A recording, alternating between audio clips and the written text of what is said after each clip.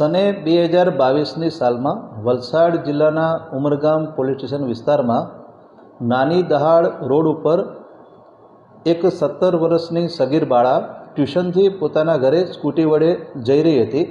દરમિયાન 3 ઈસમોએ આ બાળકી ઉપર હુમલો કરેલો અને બાળકીને છરી તેમજ ચપ્પુ જેવા હથિયારથી ગળાના ભાગે તેમજ શરીરના અન્ય ભાગે ઈજાઓ કરી અને બાળકીની હત્યા નિપજાવેલી।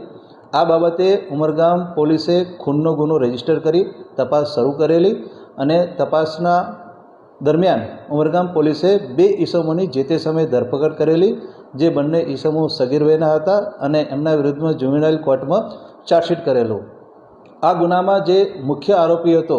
પંકજ યોગેન્દ્ર પાસવાન,